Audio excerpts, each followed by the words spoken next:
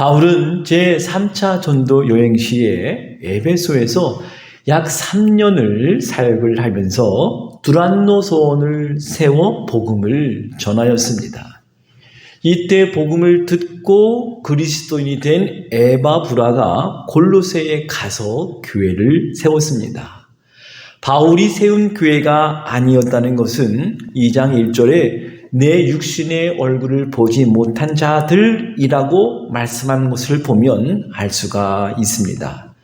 1장 6절에 골로새 교회의 복음이 전해진 과정을 확인할 수가 있는데 그들은 복음을 듣고 깨닫고 열매를 맺기에 이르렀습니다. 확인해 볼까요? 이 복음이 이미 너희에게 이름에 너희가 듣고 참으로 하나님의 은혜를 깨달은 날부터 너희 중에서와 같이 또한 온 천하에서도 열매를 맺어 자라는도다 말씀을 하였습니다. 바울은 에바브라를 그는 너희를 위한 그리스도의 신실한 일꾼이요 성령 안에서 너희 사랑을 우리에게 알린 자라고 평가하였습니다. 골로새서 4장 18절에 나의 메인 곳을 생각하라 하는 말씀을 보면 바울이 옥에서 골로새서를 쓴 것으로 알 수가 있습니다. 바울이 옥에 갇혔을 때에 골로새에서 온 에바브로를 통해서 교회 내에 복잡한 여러 가지 문제들이 발생했다는 사실을 들었습니다. 문제 중에서 심각했던 것은 이단 사상이 들어왔다는 것입니다. 골로새 교회에 들어온 대표적인 4가지 이단 사상을 구분을 할 수가 있습니다. 첫째는 철학과 헛된 속임수라 표현을 합니다. 대표적인 철학은 영지주의였습니다. 예수가 그리스도라는 사실을 부인하지는 않지만 예수를 믿음으로 구원받는 것이 아니라 예수가 어떤 분인지 아는 것으로 구원을 얻는다는 주장이었습니다. 이에 대해서 2장 8절에서 누가 철학과 헛된 속임수로 너희를 사로잡을까 주의하라 권면한 것입니다. 둘째는 율법주의입니다. 바울은 먹고 마시는 것, 절기, 초하루, 안식일은 장래일에 대한 예표요 그림자라고 말한 것입니다. 구약의 모든 율법은 예수 그리스도로 말미암아 성취된 것입니다. 바울은 2장 16절에서 누구든지 너희를 비판하지 못하게 하라 말씀을 하고 있습니다. 셋째, 신비주의였습니다. 2장 18절에서 아무도 꾸며낸 겸손과 천사 숭배를 이유로 너희를 정죄하지 못하게 하라 하였습니다. 어떠한 사역자라도 심지어 천사라도 그리스도의 교제를 대신할 수 없다는 것입니다. 머리 대신 그리스도로 말미암아 공급함을 받고 연합하여 자라나게 된다는 것입니다. 넷째, 금욕주의였습니다. 2장 23절에 자의적 숭배와 겸손과 몸을 괴롭히는 것이라 하였습니다. 바울은 이에 대해서 지혜 있는 모양이나 오직 육체를 따르는 것을 금하는 데에는 조금도 유익함이 없다고 말한 것입니다. 바울은 골로새 교회가 처한 이단 사상에 물든 이유는 그리스도에 대한 바른 이해가 없기 때문임을 알고 그리스도가 어떤 분이신지를 가르친 것입니다. 바울은 골로새 교회가 이단 사설에 흔들리는 이유를 비유적으로 말하고 있습니다. 2장 19절에 보면 머리를 붙들지 아니하는지라 온 몸이 머리로 말미암아 마디와 힘줄이 공급함을 받고 연합하여 하나님이 자라게 하심으로 자랐느니라 말씀을 하셨는데 진정으로 머리가 되시는 분 그리스도를 아직 붙들지 못했기 때문이라고 말한 것입니다. 머리를 붙들지 아니하리라는 말씀은 철학과 같은 세상 초등 학문으로 설득하려고 한다는 의미입니다. 에베소서가 그리스도의 몸된 교회에 대해서 강조했다면 골로새서는 교회의 머리가 되신 그리스도에 대해서 말씀을 하고 있습니다. 골로새서가 그리스도에 대해서 어떻게 풍성하게 증거하고 있는지 확인해 보도록 하겠습니다. 바울은 먼저 교회를 향한 인사와 감사의 말을 전한 후에 1장 9절로부터 12절까지 7가지의 중보의 기도를 마칩니다. 그러면서 하나님께서 행하신 구속의 사역을 증언합니다.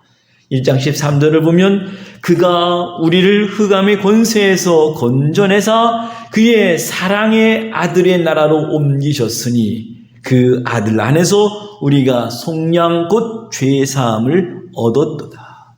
이어서 바울은 그리스도를 찬양합니다. 예수님이 누구이신지를 증거한 독보적인 본문의 말씀입니다. 1장 15절 말씀, 그는 보이지 아니하는 하나님의 형상이시요 모든 피조물보다 먼저 나신 이시니 만물이 그에게서 창조되되 하늘과 땅에서 보이는 것과 보이지 않는 것들과 혹은 왕권들이나 주권들이나 통치자들이나 권세들이나 만물이 다 그로 말미암고 그를 위하여 창조되었고 또한 그가 만물보다 먼저 계시고 만물이 그 안에 함께 섰느니라. 그는 교회의 머리시라. 그는 근본이시요 죽은 자들 가운데서 먼저 나신 이시니 이는 친히 만물의 으뜸이 되려 하심이요 아버지께서는 모든 충만으로 예수 안에서 거하게 하시고. 바울은 그리스도에 대한 설명을 마치고 골로새 교인들을 향한 하나님의 계획과 목적이 무엇인지를 말씀을 해주고 있습니다.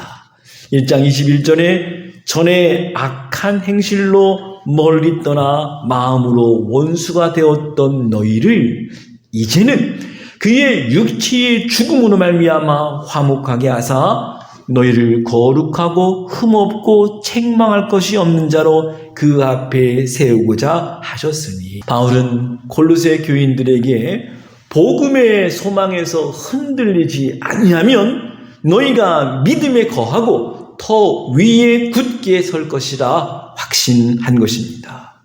바울은 그리스도의 몸된 교회를 위하여 그리스도의 남은 고난이 있으며 그 고난을 내 육체에 채운다고 하였습니다. 그리스도께서 고난을 받으신 것은 그의 고난이 부족했기 때문이 아니었습니다. 성도들을 위하여 그 고난을 남겨서 그 영광에 동참하기 위함이었습니다. 이러한 일을 위해서 바울은 자신이 교회의 일꾼이 되었다 고백한 것입니다. 바울은 하나님의 말씀을 이루기 위하여 자신에게 만세와 만대 전부터 감추었던 비밀을 보이셨고 복음을 전함으로 성도들에게 나타났다고 증거한 것입니다. 하나님의 말씀, 즉 비밀은 성령님께서 친히 해석해 주시고 풀어 주시기 전에는 아무도 이해할 수가 없습니다.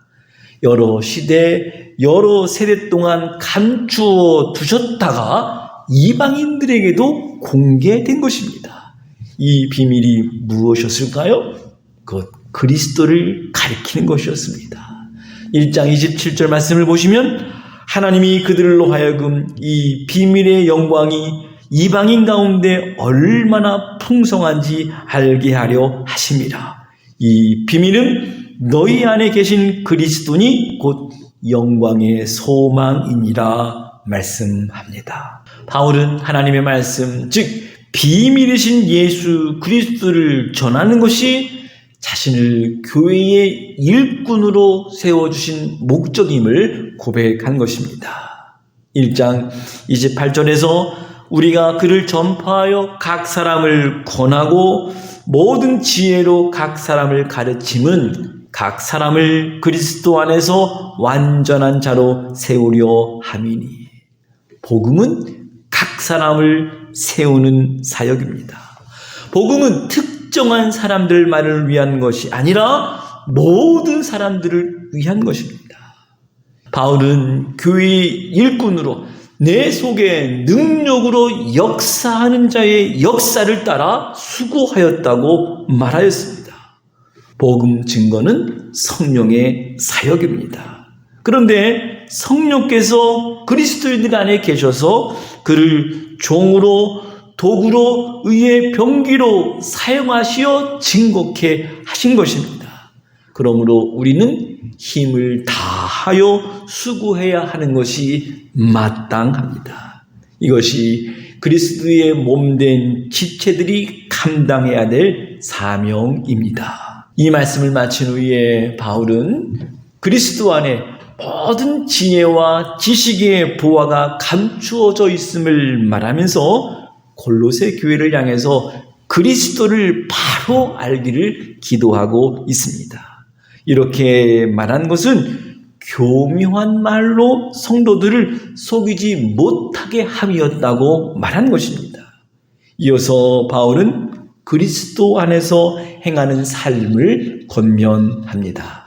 2장 6절에 그러므로 너희가 그리스도 예수를 주로 받았으니 그 안에서 행하되 그 안에 뿌리를 박으며 세움을 받아 교훈을 받은 대로 믿음에 굳게 서서 감사함을 넘치게 하라 권면하였습니다. 이어서 바울은 2장 8절부터 본격적으로 골로새 교회에 나타난 거짓 교사들의 가르침을 지적하면서 철학과 헛된 속임수에 사로잡히지 말 것을 경고합니다. 이것을 따르는 것이 사람의 전통과 세상의 초등학문을 따르는 것이고 그리스도를 따르는 것이 아니라고 말한 것입니다. 2장 8절 다시 한번 확인해 볼까요? 누가 천학과 헛된 속임수로 너희를 사로잡을까 주의하라. 이것은 사람의 전통과 세상의 초등학문을 따름이요 그리스도를 따름이 아니니라. 우리가 그리스도를 따르는 것은 그리스도 안에는 부족함이 없는 충만함에 참여하게 되기 때문입니다.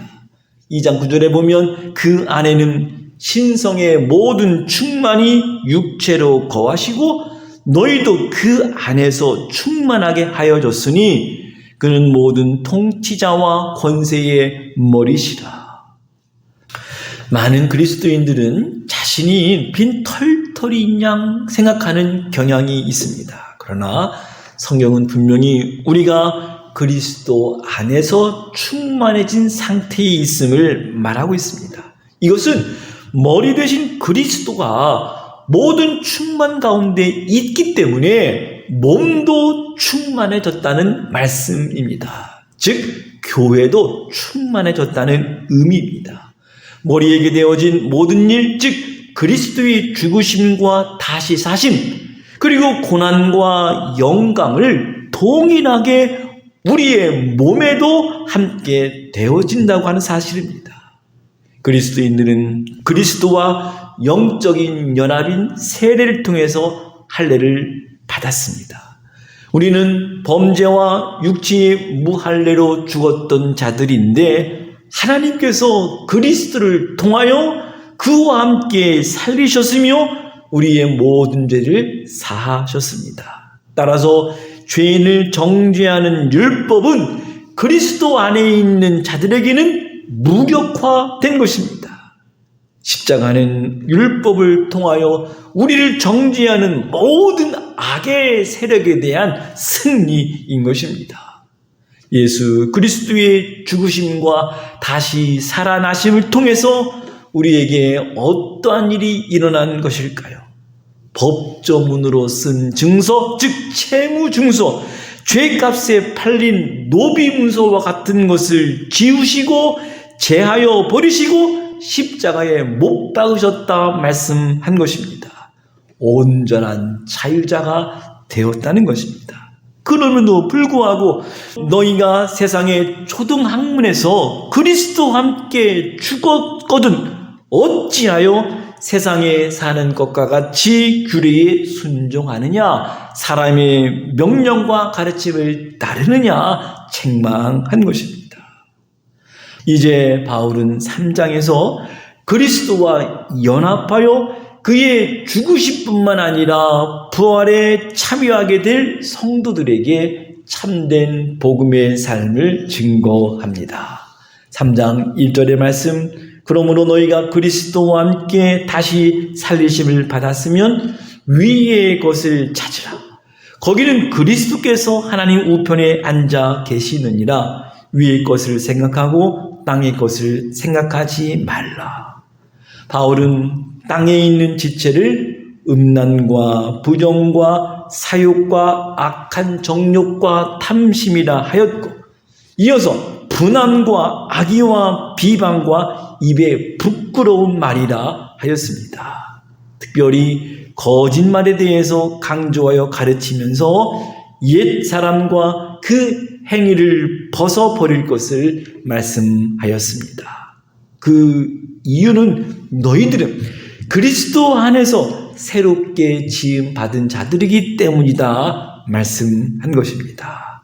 3장 10절의 말씀, 새 사람을 입었으니 이는 자기를 창조하신 이의 형상을 따라 지식에까지 새롭게 하심을 입은 자니라. 더 나아가 바울은 구원 그 이후의 삶에 대해서 긍정적이면서도 적극적인 의미에서 그리스도 안에서의 새로운 삶을 가르쳤습니다. 그리스도인의 정체성을 깨우고 있습니다.